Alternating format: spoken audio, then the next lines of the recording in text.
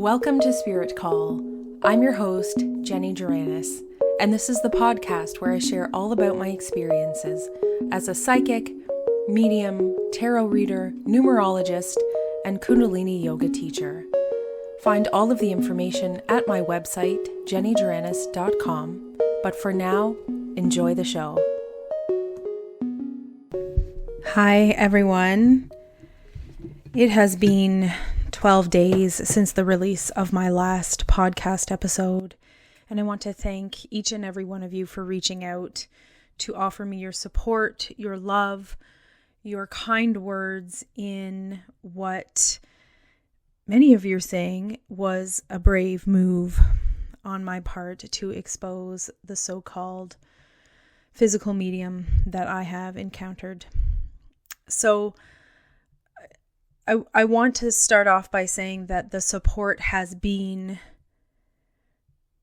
99% positive, and the stories that I've received that have been so similar to the one that I shared in that episode confirm, validate. I didn't need any proof. I didn't need any evidence other than what I saw with my own eyes. But to hear other people say that they saw the same things in other seances all around the world is very, I don't even know what to call it. I would just say that it's expected. It was expected. I expected many people to tell me their stories, and that's what happened.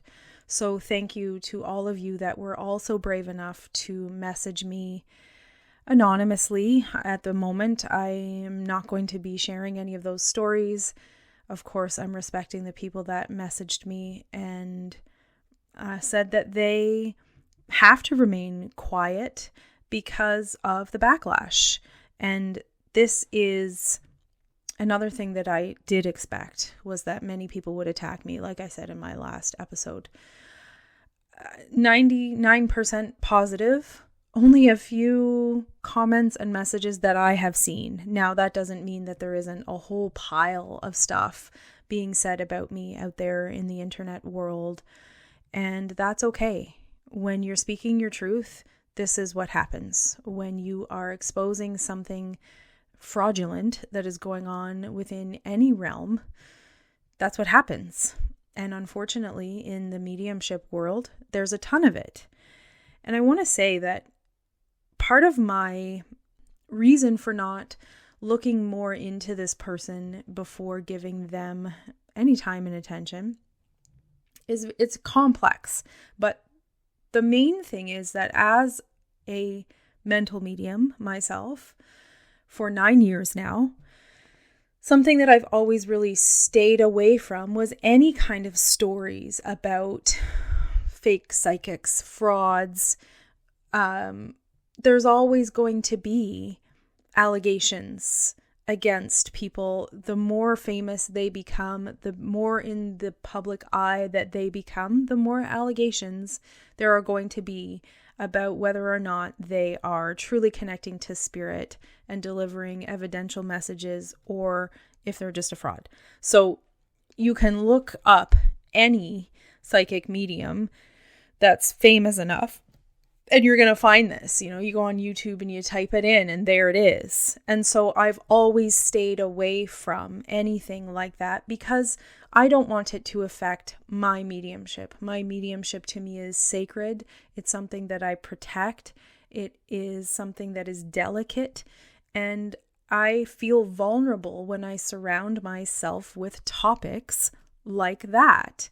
And so I'm telling you this because when I first learned that there was a video out there on the internet for all to see, that this medium, this person, this fraud, I don't know what to call him anymore, but that there was a video of him available, I didn't want to see it because I don't want to, first of all, see anything that I don't have firsthand experience in. I can't make my decisions based off of only a video. And I something in me needed to continue to investigate and learn as much as I possibly could for myself. That's the way that I work. Now, a lot of people have said to me, Jeni, the video speaks for itself. We don't need any more evidence than that. And I get that, but that's just not the way I work. So back in June, after meeting this person and then being told that there's a video, all I saw prior to my episode release was like a very short clip of this person coming out of their tent, taking off their shirt and waving it around to create breezes in the seance room. But since releasing my episode, someone has forwarded me a full-length copy of that video. And I have to say, with what I saw, with what I experienced, and then going back and watching that video, it makes it so much more disturbing and so much more disgusting and uncomfortable, because I'm not in that video. That video is from 2016, like I said, from the Banyan Retreat. But I felt like I was in that video because many of the tricks that this person was doing, that person is still doing this. It's still happening. All these years later, somehow this person is still touching people in the dark and claiming it's their loved ones. And that's one of the main questions that I've received since the last episode. And so in my promise to do a follow-up, I'm going to answer some of those. The main question I've received is, how is this person still out there taking money from people, traveling the world, and being supported?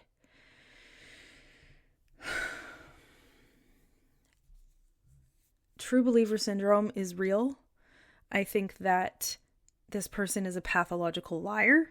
I think this person is able to use a down-to-earth type personality, charisma, whatever you want to call it, to manipulate people. I've seen it happen. And I think what's so complicated about it is we truly want to believe. We want to believe that physical mediumship is possible, that our loved ones will make every effort available, use every medium available to come and say hello to us. And I think that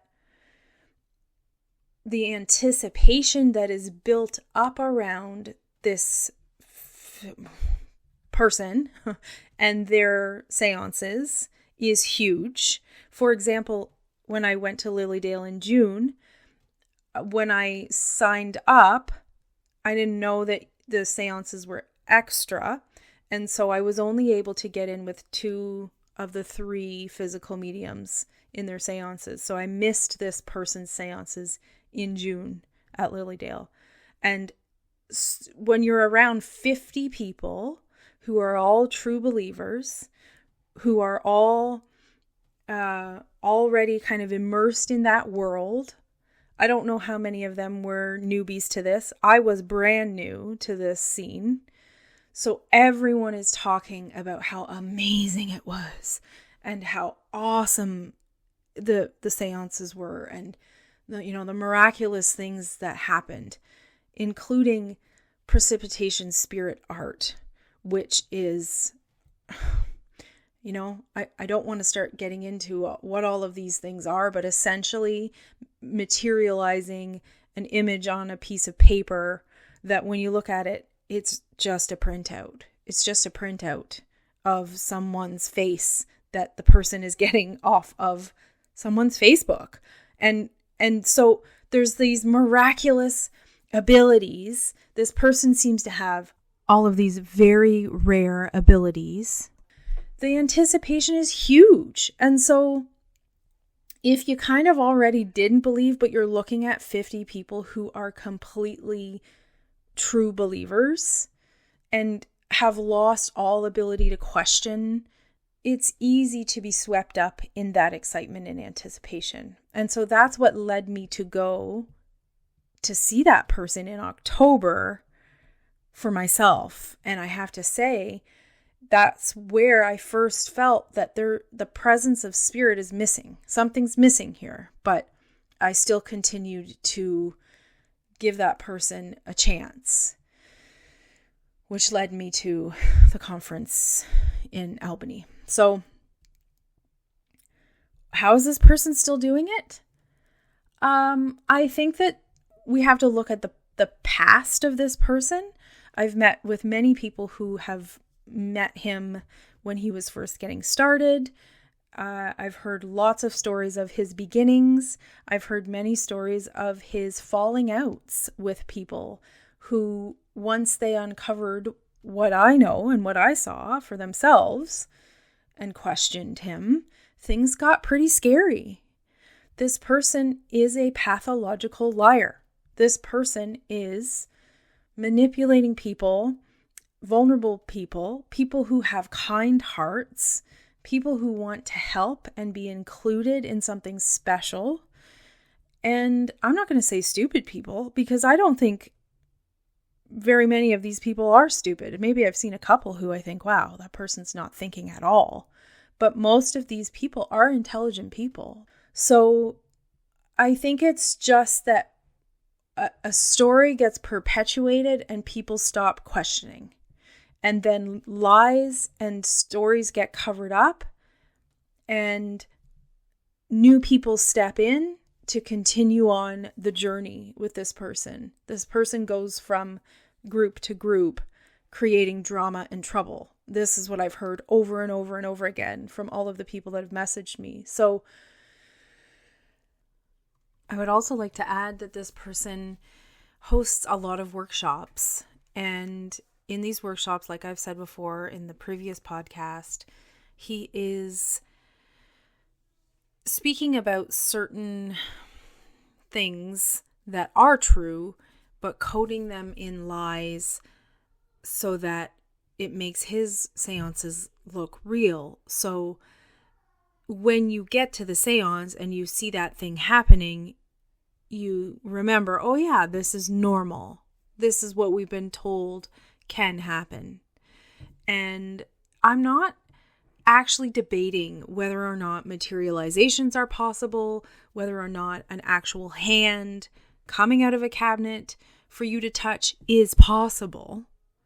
I'm not questioning if other people can do these things. What I'm saying here is that this person claims that he can do these things, and I have seen him doing it himself. I think anyone who's listening to this that wants to stand up for physical mediumship in general, please do. But please understand that my reason for speaking about this is more based on the fraud that I witnessed versus the fact that this stuff is either possible or not possible. I don't actually care if it's possible in relation to this podcast. What I'm saying is I saw him doing these things with his own physical body. So that's how I know it's not real. Okay? Because I know some people there's been an email chain where someone mentioned, I think I can detect why she's doing this. And he spoke about how I'm new to this scene, how physical mediumship is new to me. And of course, anyone who's just trying to wrap their brain around how all this works and what this is all about, and then seeing a hand that feels so very solid, which this person has experienced in many other seances with different physical mediums, whether or not that was a real spirit hand, I don't care. What I care about is that I know that the hand that I saw was the hand of the person in the cabinet. So, it doesn't matter to me. It doesn't matter to me if you think I'm uneducated about the ways of physical mediumship. That's fine. If you've been to more seances than me, that's fine. And I love that you love the experiences that you've had. But you have to know that with this particular person, if you've been touched by a slimy hand, more than likely it was his hand in the seance you attended. And if you attended the 2 seances that I did in April of 2024, it was his hand. That's what I'm trying to say here, okay? So I just need people to understand. I've done my research. I know what people are claiming is possible. I've heard what people are saying they have experienced. And that's not what I'm talking about here. What I'm talking about is what this person says versus what this person does versus what I've seen with my own eyeballs. And I want to share this with you in regards to the hand that comes out of the cabinet that you go up and touch, and it's supposed to be either your spirit team, your loved one, or one of the team members of the medium. After the first seance where I witnessed all of this fraud, I was having lunch with someone who was also in the seance, and during that seance, I noticed that she came up and touched the hand, and she was quite moved by her experience. And to give a little more context of what's happening, when you walk up to this tent, there's just a hand sticking out, and you're supposed to gently hold this hand, and hopefully you recognize it, right? Like I've said. And the circle leader is standing there beside you, rubbing your back, or touching you, or whatever, comforting you, and saying, you can ask the hand a question. You can ask who it is. Don't forget, if you don't recognize who this is, you can ask. And so some people are going up and holding the hand and then going, Mom, and then nothing happens. And then Dad, and then it'll squeeze and then start shaking and start, and then the hand is communicating through squeezing your hand back to let you know who it is. So many of the people were doing this. Don't forget, this isn't just miraculously everyone recognized their hand right away but me. This is, some people were trying to figure out who it was because it wasn't obvious to them right away. And so after witnessing a bunch of people do this, after that first seance, I was having lunch with someone and I noticed that she was one of the people that was quite moved. She was brought to tears during this experience, and she's one of the people that was hugged by the tent. So I said, it looked like you were having a pretty emotional experience when you went up to touch the hand in that seance. Did you recognize the hand? And she said, yes. I said, who was it? She said, it was my sister. And I said, how did you know it was your sister's hand? Did it feel like your sister's hand? And she said, no, it's the way that I got hugged. My sister always hugged me.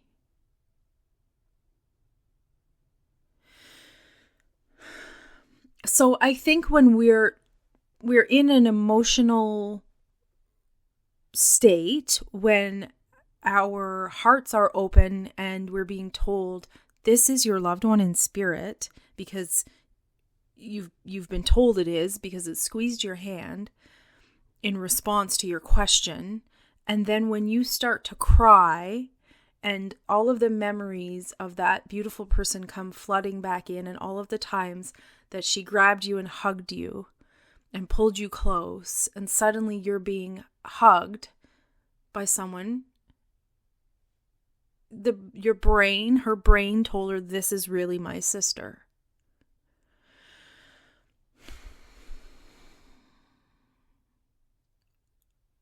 Yeah, that's the hand experience for many people. So now that I feel like I've stressed that point enough, another reason that this person is still able to have a platform and welcomed to places is because of the lies upon lies upon lies that are somewhat rooted in truth. And he's making up terms, claiming that his spirit team gave him those terms, and the understanding of how these things work and teaching it in his workshops. That's why this person seems so knowledgeable and educated, is because he can make up anything he wants. Whatever he wants to do in his seance, whatever people are questioning, he can just make it up and teach it in a workshop. So if you've received training from this person and you're going home and trying to duplicate what you've been taught, I suggest you let go of everything you've been told and start again. Why is this person still doing what they're doing? I don't know. I don't know, because not enough people are speaking up. Please, you need to start speaking up. There's no way that I'm the only one that can do this. I know many of you have in the past, but you've done it on Facebook comments and emails and in person, and that information is lost. We need you to speak up. The spirit world needs you to speak up. And thank you to those that have. Of the negative messages that I've received, this Facebook post was passed on to me by a friend who saw it for themselves. And it was posted by someone named Christina. And she wrote this: "What a fascinating disappointment when a mental medium claims a real physical medium is a fraud on a public podcast, even though she had the opportunity to inspect the cabinet, room, and the medium before and after the seance at the IPMC, International Physical Mediumship Conference, yet didn't. Then chose to just not believe and make herself more famous by claiming it was all fraudulent. Surprise, surprise, nothing new there, but still such a shame."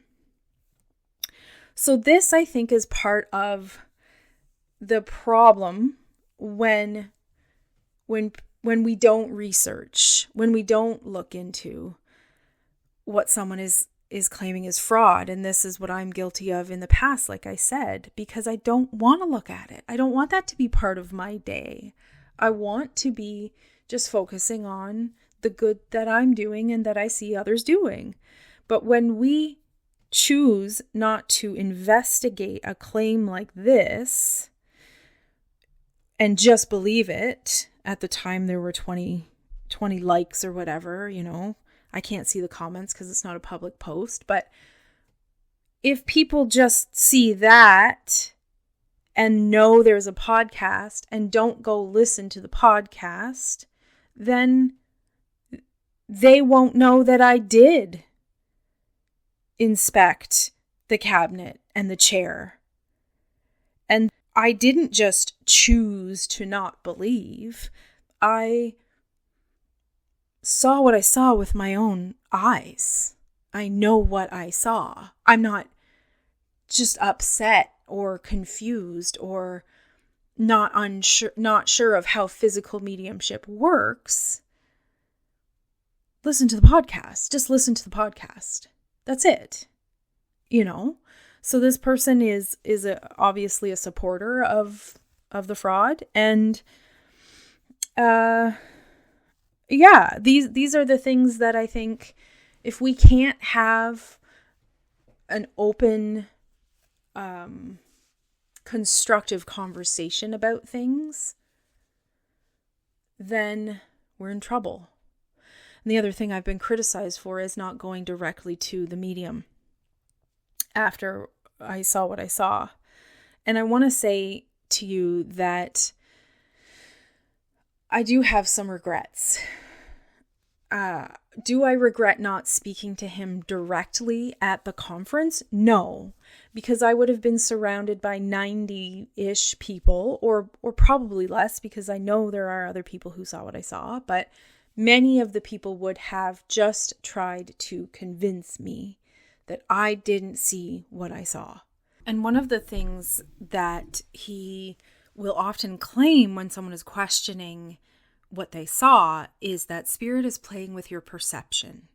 So this is something that I've heard him say multiple times in workshops and just in conversation about seances, is he said to me directly on the topic of me feeling footsteps in front of me. He has said to me, you didn't actually feel real footsteps. Spirit was not actually creating footsteps like physically like we do. They were giving you the impression. They were playing with your perception to make you think that there were footsteps happening in front of you. And I've heard people say that they questioned him when they said they saw his legs were crossed. I've heard that his response was, you didn't see that. You just think you saw that. Spirit's playing with your perception. And this goes into one of the other tricks that he does. In the first seance, this is something that I forgot to mention.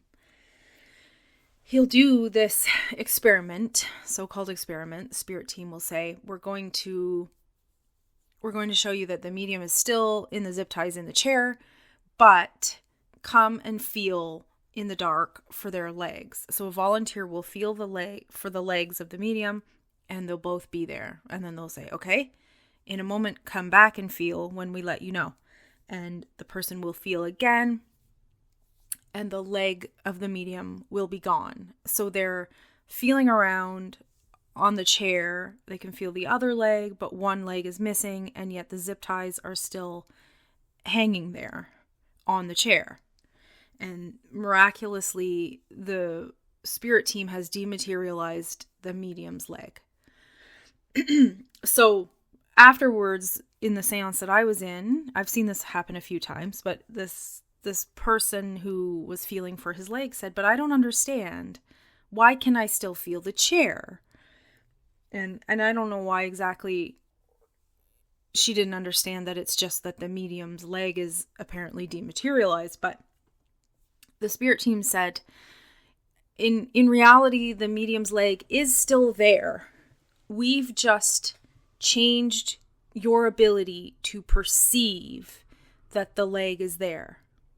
So it's there, but you're essentially feeling through the leg and feeling the chair where the leg should be, but you no longer have the ability to perceive the leg. So here again is another answer to any circumstance where someone might question, how come you weren't in the chair? Well, he was probably dematerialized. Spirit's playing with your perception. They're taking away your ability to perceive reality. And I will say that directly after the second seance, when all of this was very clear to me, someone that was there with me, I said, come up to my room, we need to talk. I don't even know this person very well. We went up to my room. We spoke for maybe 5 minutes. She seemed to be in quite a bit of shock and disbelief. I was saying, you saw what I saw, right? You know what I'm talking about, right? And she agreed. But then we had to go get our food. It's, the meals, when you had the meal plan, it was like, eat your food while it's ready. So I didn't want to miss my food. When I was getting my food at the buffet, that medium came and stood beside me, and it was just the two of us, and he said, well, how was it? And I knew that this was an attempt to determine where my head was at after the whole putting the mask on his body and intimidating me in the dark thing. I knew what that was, and I've heard from others that that is how he operated with them in the past, that he would make an attempt to do something to get them to believe when they were questioning, and then afterwards act like he didn't know what happened in the seance and ask them how it went, sort of like just starting conversation. So I said, oh, it was just fantastic. Yeah. I know what that was, and it was highly uncomfortable for me, and I can't go back and change it. So I already knew that he was making attempts to convince me that I didn't see what I saw. And because it all happened in such a strange way, because everything unfolded what felt very fast at the time. It felt like it was all kind of crashing down on me at the time. And I didn't have the time and space to just go and think it over and figure out what to do. And so there was another person who we ended up speaking till like 3 a.m. about what we saw and how crazy it all was, and exchanging kind of stories of our experiences at the conference. And at a certain point, I said, I bet you he's down there drinking alcohol right now, and we need to go see for ourselves. So I went down, and I needed to see with my own eyes again that he was drinking alcohol. So that's what we did. And I think to outsiders, they might see me going down to the karaoke night and enjoying singing songs as part of, like I was just having a normal time, and then suddenly I went home and did all this. That's not what happened. The reason I went was because I needed to see for my own eyes that he was drinking alcohol against his own protocols. So do I regret not speaking to him at the conference? No. It was uncomfortable. It wasn't necessarily my plan to come home and even talk about this. But once I got home and I realized I have a duty, like I said, I had to come home and share my experience. And one more thing I'd like to add about this is that I went home a day early. I spent this time talking till early hours of the next morning, slept in because I was exhausted, woke up, and I was supposed to go to another seance that evening of the last day, and I just couldn't do it. I had to go home. I went home. So I waited for my lunch to be ready, and then I got in my car and I drove home. And I left. So I could no longer hold myself at that conference. Okay? I left because I felt so violated. And when I talk about it now, it's very uncomfortable. So to anyone that's criticizing me for not speaking to him directly, this is why. So to address the criticism about me speaking up publicly instead of speaking to him directly, many of the listeners that have heard that last podcast would not have known that I was sharing my physical mediumship journey on this podcast already. It's not like I just came home and suddenly talked about a fraud. I have deleted, I think, 3 or 4 episodes that were me sharing my prior experiences in support of not only this person, but other physical mediums. And so I have a duty to come on to this platform and clear up any of the bullshit that I've created.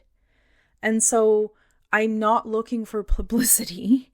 I'm not trying to be more famous. This is a humble little podcast where I share my experiences with people, as it says in my intro. And I have a right to do that.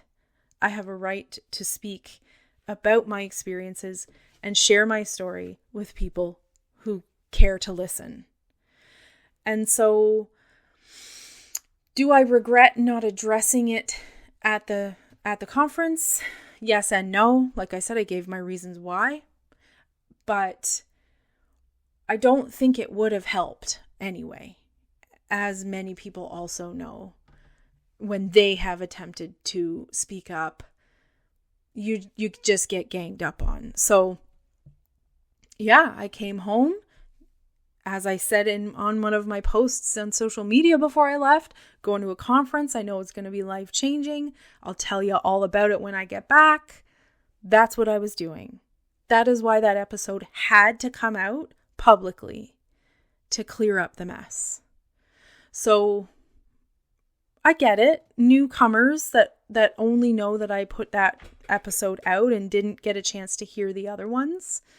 I get it. I get why that would seem like it came out of nowhere, but it didn't. So back to the question, why is this person still doing this? Back to the video, since watching this full-length video, I also found some YouTube videos of this person giving their explanation for why that video was taken and why he was seen outside of his cabinet throughout the whole seance, and his claims that there were many parts that were not included. You can't hear any of the audio. There's no audio at all. So you can't hear what any of his so-called spirit team are saying. And that's true. That is true. I think that it does make it slightly more complicated to understand exactly what's going on, like why he's out and walking around the room. But when I compare the things I'm seeing him doing to what I saw him doing, and combine that with my knowing that he's getting up in and out of the chair and not giving any explanations for why he's in and out of the chair and the cabinet, I know that none of that actually matters. I know that's what's happening. There's no other way to put it. So do you guys have to believe what I'm saying? No. Do you have to just take my word for it that he's a fraud? No. I'm asking you to continue to think for yourselves, to go find out if you're still part of this world, to use your brain when you're in the seance, and to ask way more questions. But some of the claims in his video about addressing that video from 2016 is that he had a feeling that he shouldn't sit, but he did it anyway, and he thinks he was set up, and that all he remembers is being tied to the chair when the seance began and still being tied to the chair when the seance was over.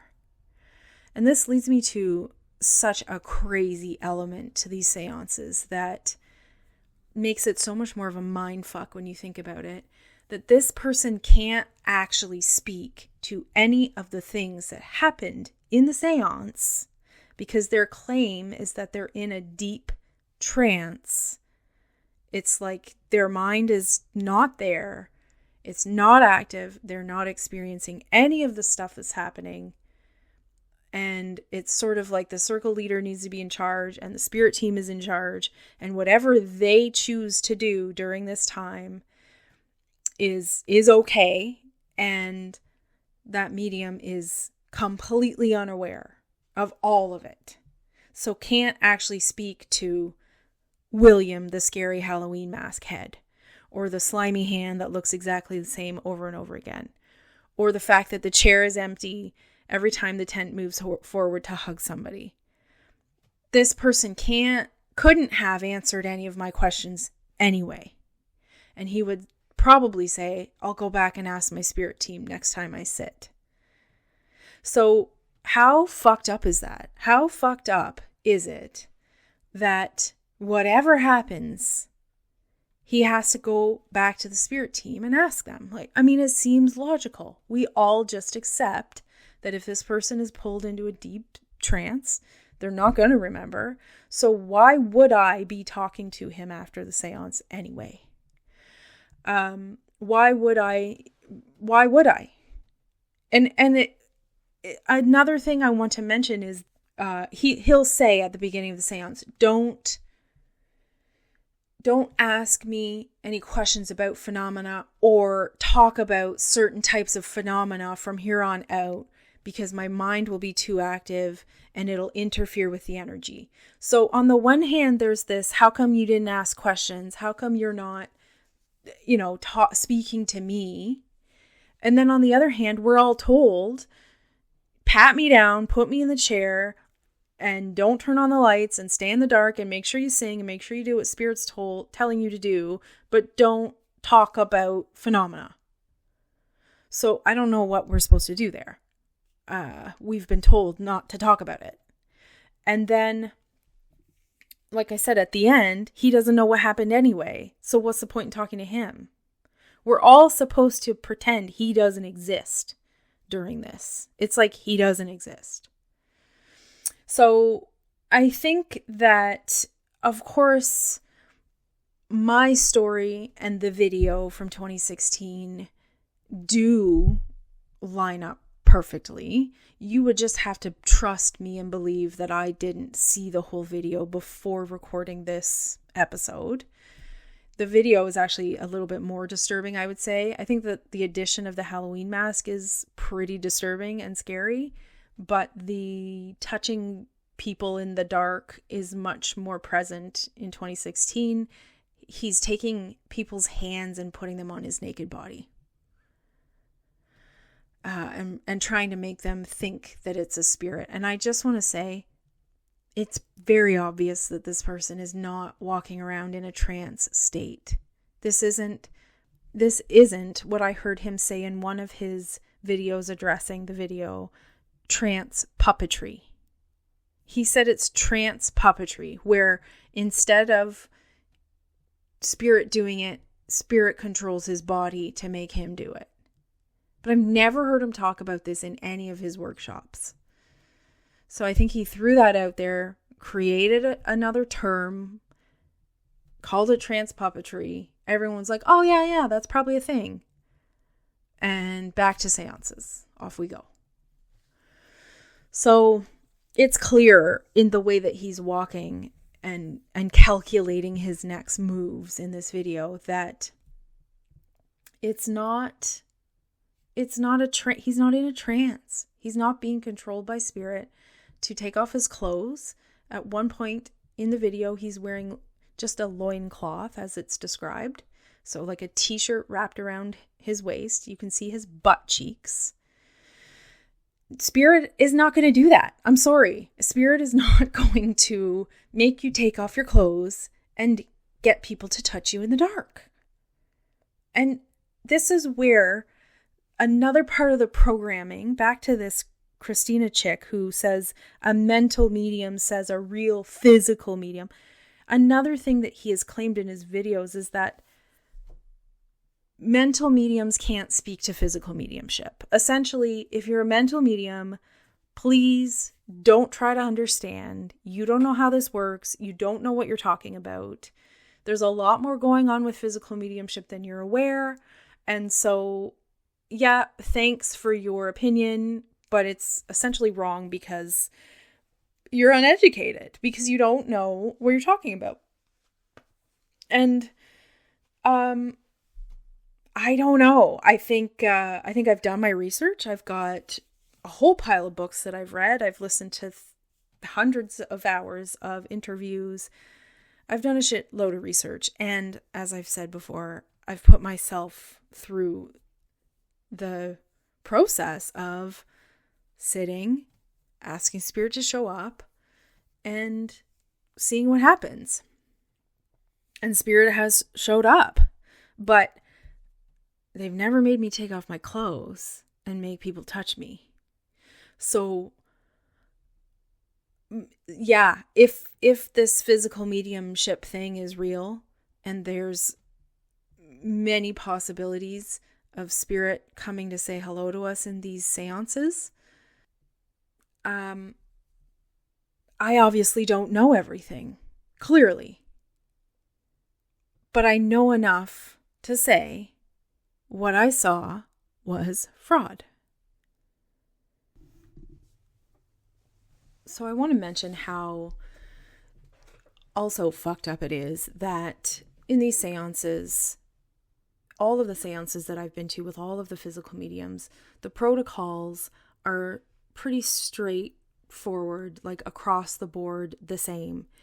And so, anyone who's been to a number of seances knows that there are certain things you can and cannot do in a seance. And this goes for this person's seances as well. And so they're pretty much designed, so they claim, to be all in the name of protecting the physical medium.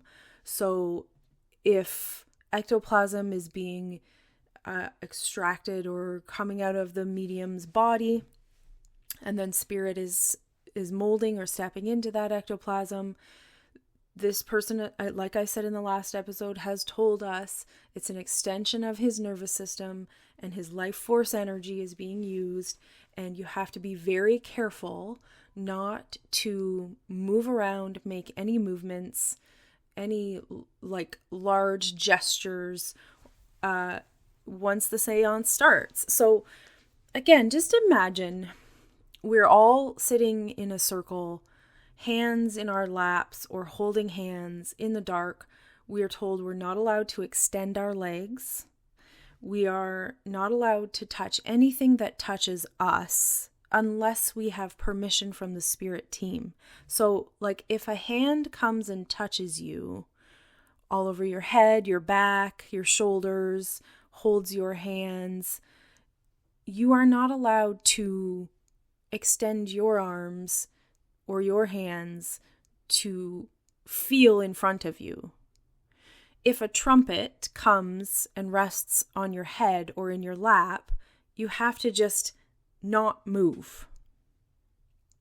Don't move, don't touch anything back, because this could disturb the ectoplasm. It could snap back into the body of the medium at high speed, and the friction of this is like a rubber band being pulled and snapped, could kill them. We're literally told, be careful. This medium is putting their life at risk for you to hear from your loved ones. You could kill them if you turn on a light in the middle of this seance without permission from the spirit team, because the spirit team has to first protect the ectoplasm with this so-called photoplasm that this medium talks about a lot. So how convenient is that we can only have a light on when everything's ready? When everything is set up and ready for the next trick, then the spirit team says, okay, now you may turn the light on. But in between everything, we need darkness. Oh, I just got a text. We need darkness between everything. So, there's that. I think any person who just has nothing to do with mediumship, doesn't really believe in life after death, just showed up to a seance and they were told all of these things. I'm trying to put myself in the shoes of a non-believer or a skeptic. I think that right away they would be like, wow, that's convenient. But there's a story for everything. And again, whether or not physical mediumship is real and possible, the story is that things grow in darkness, that babies are in the dark womb, that seeds are in the dark soil, and they need darkness to sprout, to be created. Everything's created in darkness. So, again, we just choose to believe these things, and whether or not it's true, I know that this person is using darkness in between tricks, like a shitty magician who can't even do it in the daylight, as another person who's exposing this stuff says. If you can't even do it in the daylight, you need darkness. That's what this person's doing. So don't stretch your legs out. If you feel a hand touching you in front of you and you stretch your legs out, you might hit the energy. You might hit the ectoplasm and hurt the medium. So sit very, very still. Don't stand up. Don't make any sudden movements, stretching your arms, coughing. And yet, again, I have to remind you all that the actual circle leader who was running these 2 seances was doing all of these things. She was clapping and swaying and dancing in her seat and allowing people to get up and spin in circles and dance and sway their hips in the middle of the room. So if the circle leader is in charge of this medium's safety, if the medium's the life is really in our hands, why was that circle leader okay with all that shit? I'll tell you why. Because she knows that that's a bunch of nonsense, and she doesn't have to enforce those rules because she's done this over and over again and nothing's ever happened to him. So, at the beginning of the conference, we were each attendee was given a little folder, and the person I'm speaking of gave us a printout of their seance protocols, just so that everyone had them. And so it's 1, 2, 3.5 pages long. There are 22 points, 22 different, protocols that we have to keep in mind. I would like to point out and read number 14. It says, "It is extremely important that guests come with an open mind to the seance. The success of the communication can come down to the positive vibration which those in attendance create. We ask that all worries and thoughts of our day-to-day lives are left outside, and that we mentally or verbally analyze what takes place after the seance has concluded, as too much analytical thinking can impede communication. We are the only limitation to what can take place." So please do not think about what you're experiencing. Don't analyze how it could be possible or not until after the seance, when it's all over and you're back in daylight and it's been an hour and a half, 2 hours of sitting in the dark and having strange experiences that you don't have generally anywhere else. If you can't analyze it at the time it's happening, I think a lot of the ability to analyze it is lost afterwards. And we're supposed to just come back to the conclusion that, well, he was zip-tied to the chair, so it couldn't have been him.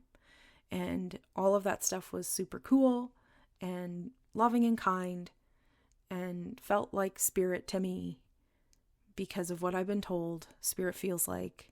And so, yeah, we just move on, I guess. I mean, how fucked up is that? We're not supposed to analyze. Now, I will defend this statement somewhat, because if someone comes to me for a mental mediumship reading and they're overthinking everything that I'm saying, and, I give them a piece of information and they just like, well, that could be true, but I don't understand why they would talk about that. And they start to get so in their head about it that they interrupt the flow of the energy. That is true. Yes, analytical thinking can fuck with the energy. But for us to be in these extreme conditions and there's very little actual evidence of our loved ones, and then we're being told not to really question it till afterwards. Yeah. I think you get what I'm getting at here.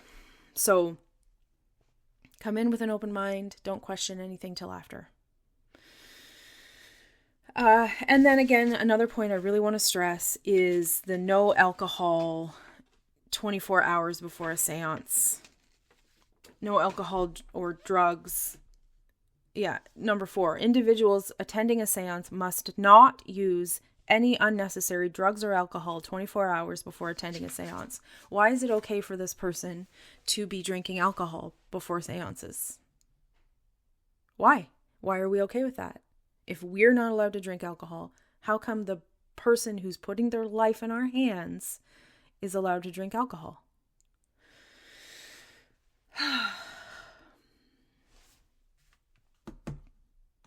Okay, next question. Has he responded to the allegations? Has the event organizer responded, or other presenters? So he has, like I said, he's emailed me and threatened me and claiming that I am defaming and slandering him and discriminating against his religion. Of all of the presenters that were there, only one has reached out, and I want to clear something up. When I say that I've been to seances in Lilydale, it's actually outside of Lilydale where these seances take place, in someone's house. Lilydale banned physical mediumship 75 years ago because of so much fraud, but they do still welcome these people to the community to host workshops, but you can't go to a seance in Lilydale. So the person who hosts these seances at his house did reach out to me, and he was nice, but he was trying to get me to understand that I probably just don't know how it works. And so he said, I understand that your mind is probably made up at this point, but here are some experiences I've had with other mediums that are similar to this one.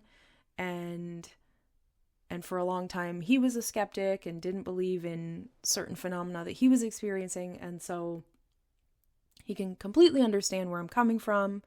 And then he finished the email off by saying, maybe your spirit guides are suggesting that you just stick with mental mediumship for now.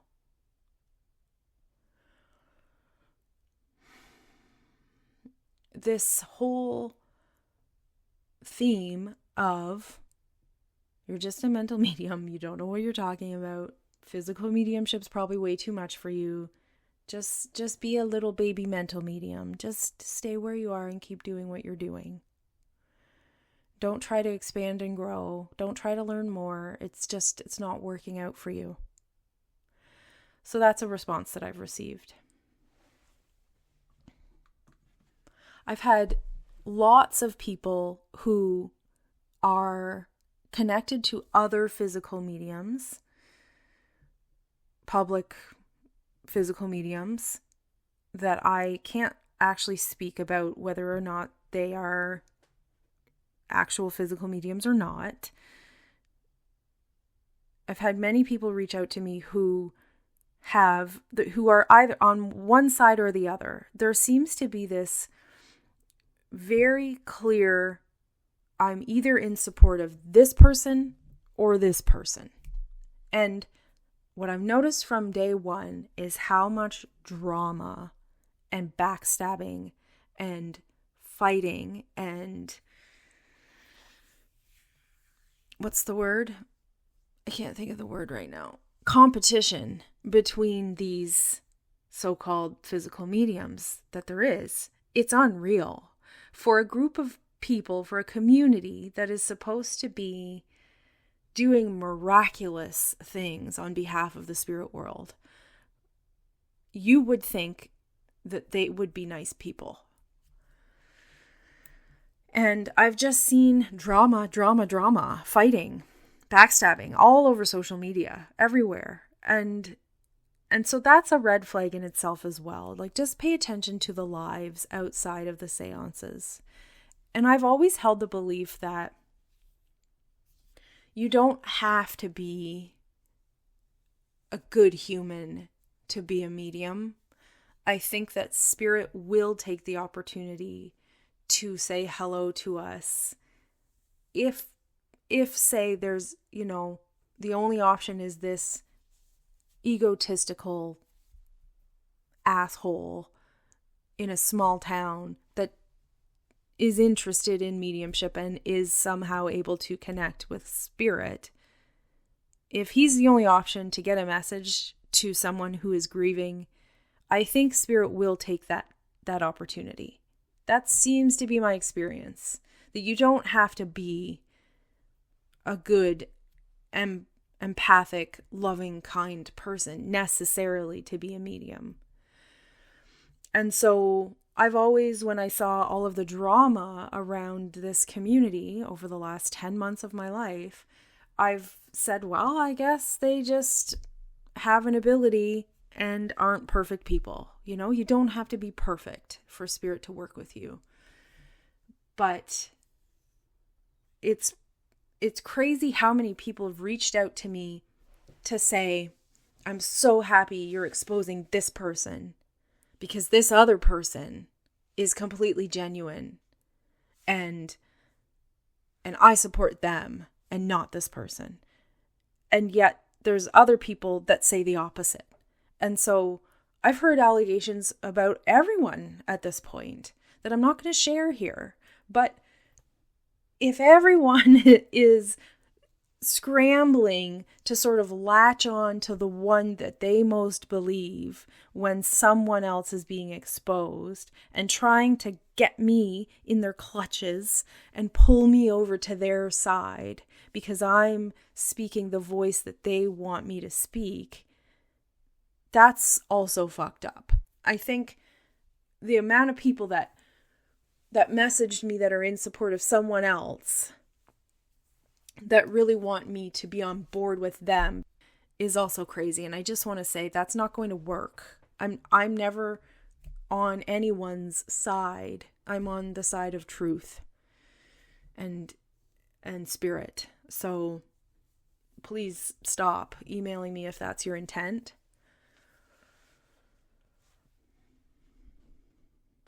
So I'd like to finish off by speaking about the main things that I regret about this whole crazy experience. First, when I say that I inspected the chair and the cabinet, I was the one who set up the chair and the cabinet in the second seance that I referenced in my last episode.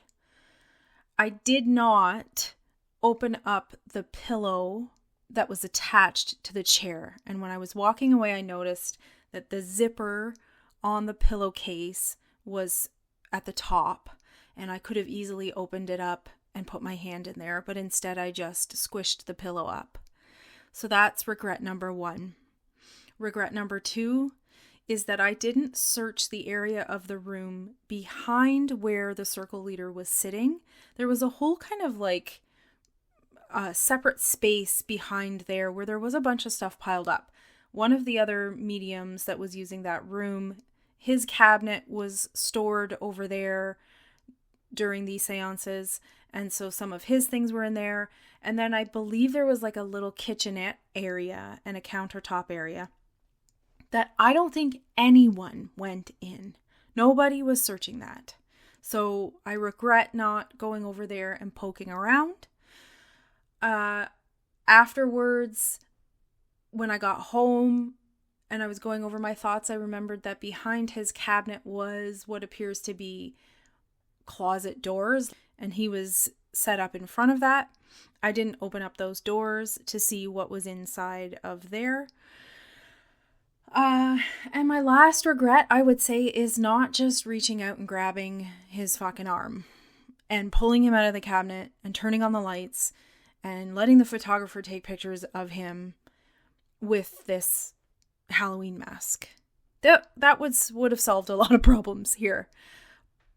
But again, it was just happening so quickly, and I wanted to witness for myself as much as I possibly could.